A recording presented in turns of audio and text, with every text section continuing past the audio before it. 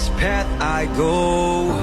Hey guys, what's up? Welcome to the One Wolf Podcast. I'm Aaron Lee. So I want to get into our topic today. It's super exciting. It's about relationships. I know you guys always love when I talk about relationship stuff, so this is going to be a great one. One of our listeners had a question, and her question was, how do you maintain a relationship and still move towards your goal?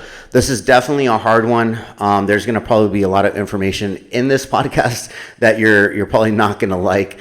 But you know, it just is what it is, right? So first, let me say that the most important investment we can actually make is in ourselves, right? Our personal development. So me personally, I have accountability groups. I also read about 52 books a year. I'm constantly trying to learn new things. Once you are able to expand your knowledge and basically what you can give to society as a whole, as a person, you know, your knowledge, you know, all your experience, everything that you have, that increases everything, right? That's going to increase you as a person. It's going to increase your personal development, also increase your income.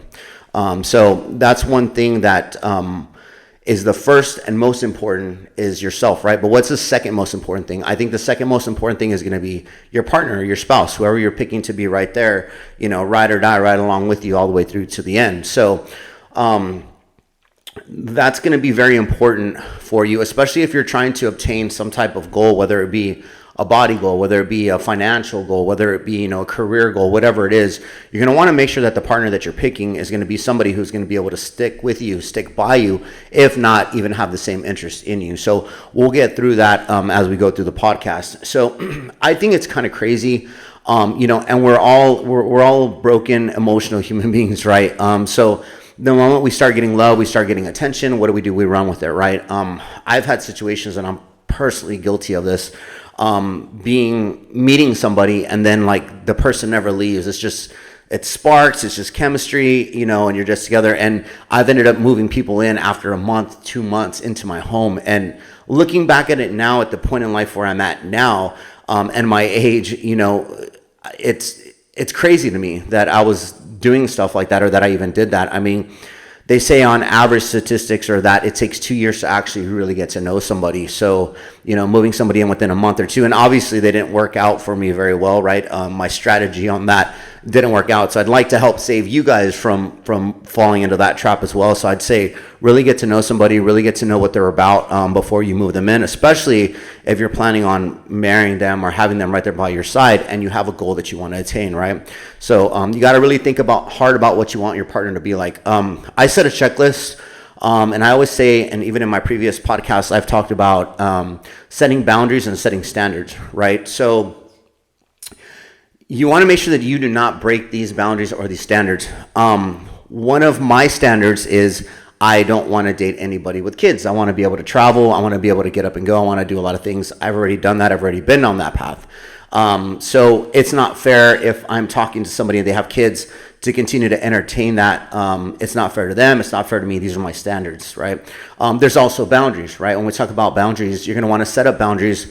One of my personal boundaries is I will not let somebody take away my peace, especially in my own home. So if we're in my own home and, you know, we're hanging out, we're chilling, and you start doing stuff that's going to just disrupt my peace, whatever it is, you got to go. Like I can't have that, because it's just going to continue to get worse and worse and worse. So definitely setting up boundaries is something that you're going to want to have, that's going to help you, is going to protect you. So you want to get that set up. The boundaries are set up for a reason, right? They're to protect you, right? I know it's hard. You know, you're in love with somebody, or you're in lust with somebody, and all of a sudden they do something that crosses that boundary. You know, most times we're so used to, and we're so broken that we're used to just letting it slide and just moving on. But that's something that's going to definitely save you in the long run from a lot of heartache and a lot of pain, as if you just cut that off right then and there. So that's just something to think about. Now, as far as your partner, like your partner doesn't have to have the same mentality or the same goals as you. One of my goals and one of my things is working out and bodybuilding, right? So it's really hard to meet people like that, or individuals like that are on the same path. For somebody that's trying to bodybuild like myself, it's hard to have somebody that's going to constantly be eating like crap, that's not going to work out, that's not going to be motivated. You know, these are things that I'm going to have to set as my standards for somebody that I'm trying to look for to be with. you know, it's caused problems in the past where, you know, I've been with somebody and they just constantly eat like crap. And then what do I want to do? I'm just around it. So, you know, birds of a feather, right? So I start eating like crap too. So you definitely want to make sure that you set those standards and boundaries. Again, going back to that, you know, if they don't have the same goals as you, the partner that you're picking, you want them to at least be very understanding, be very patient, understanding about what you're trying to do and why you're trying to do it. You know, I have friends that they do arts and crafts, and they do like pop-up stuff. You know, they make jewelry and they'll make, you know, whatever cups and all kinds of stuff. Their partners aren't really into that. They are, but their partners are very supportive of them. They'll help them out. You know, they'll go to the pop-ups with them. They'll hang out with them and get everything done to help them get their stuff sold. So your partner, if they're not exactly into what you're into, they're going to definitely have to be supportive. And on my end, like the bodybuilding thing, that woman is going to have to be supportive of knowing that she can't be bringing junk food in the house because it's just going to screw me up, right? So you got to really think about that. But women and men, if you pick the wrong ones, can ruin your life, right? I know from personal experience. I've had some very, very bad things that have happened a few times to me. One of them that almost got me in some pretty big trouble. So, and that was because I didn't take the time. I didn't set my standards. I didn't set my boundaries. And I just overlooked all this stuff, right? I didn't know any better at the time. So hopefully this podcast helps you guys moving forward, right? So like I said, if they're not into something, that you are, they have to wholeheartedly love you enough to be patient, to work those long hours, right? And to see your grind. I mean, when I was a real estate agent, you know, one of the things is like, yeah, sometimes I do get calls at 8 o'clock at night to go see a house. You know, that's, you know, I got to jump on it. So whoever I'm with at that time, if that's something, some type of career path or something that you have to do, sometimes you're going to be called late at night to go do things. It's not that you're out messing around or trying to do, you know, this, that, and the other. And if they cannot understand that, your partner, you know, that's going to be something you're going to have to talk to them about, because you definitely don't want to sacrifice money or sacrifice an opportunity because they're all jealous or they're upset about, you know, what's going on.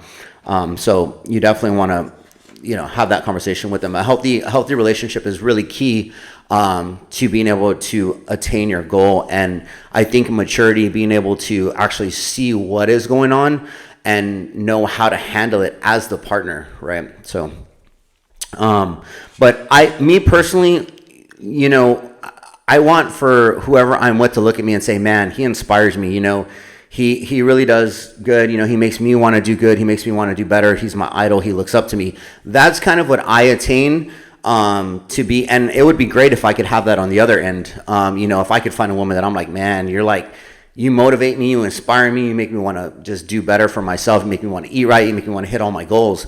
That's something that's really great. So, but when you're starting out with your business, it's going to be you, right? All the way across. You're going to be the marketer, you know, you're going to be the operator, you're going to be, you know, everything all the way across the board, you know, your CEO, your CFO. So you're going to have to be really dug deep into your business. And so that's where having a very supportive partner is going to come in, you know, and if they're not supportive of you and they're giving you shit, so to speak, that's where you're going to have to make that decision, man. I mean, is your goals, is what you want to attain more important in that relationship? And for me personally, you know, I feel like the most important thing to me is God, you know, first, family, and money, right? But to other people, relationships are, you know, and it's sad because some people just live their entire life to be in a relationship and that's all they have. Like, being in a relationship is all they have. They don't have, you know, a career. They don't have money. They don't have the means to travel. They don't have, you know, all these things. All they have is a relationship, and it's sad. So, you know, if that's you and that's something you want to change, you know, change it, get your partner on board with you. But like I said, you know, you shouldn't have to fight with whoever you're with to try to get yourself to where you want to be at. We're all individual people. We're all individual persons. And that's where the maturity thing comes in, right?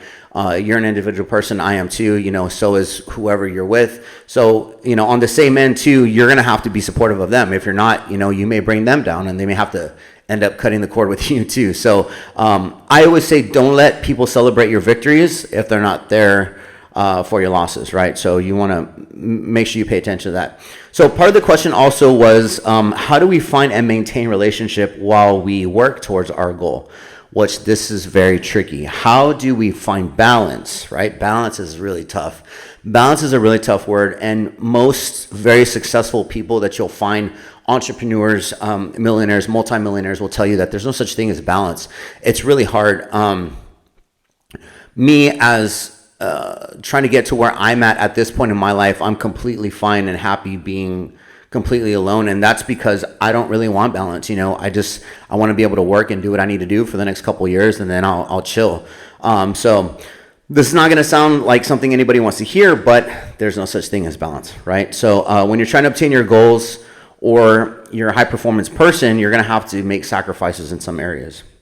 You can try to set up a schedule for success if you want to help out your business, and also to set time apart and goals for your goals, and to spend with your partner, right? So you could say something like, well, I'm going to work until 8 o'clock, and then after that, I'm cutting my phone off, and we'll have an hour to spend every day, and that's definitely something you can do. They should be able to be understanding.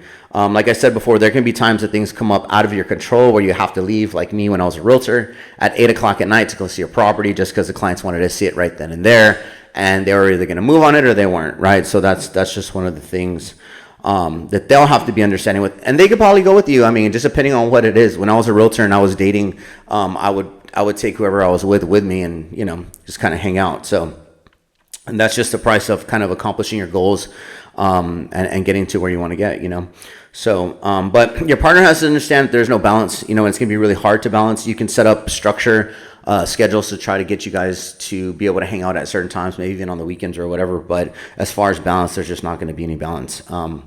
If they're not supportive of you, right, and if they're not what you need, it may be time for you to move on, right? Remember that we only have one life, so you want to make sure that when you're on your dying bed, you look back and you have no regrets, right? They say that the richest place in the world is the graveyard, because that's where all the dreams and hopes are dead. So you guys want to make sure that you do that. But I would love any ideas you guys have on some more podcast ideas moving forward. Next week, I'm going to talk about finances. In 2 weeks, I'm going to talk about personal finances and how to budget, right?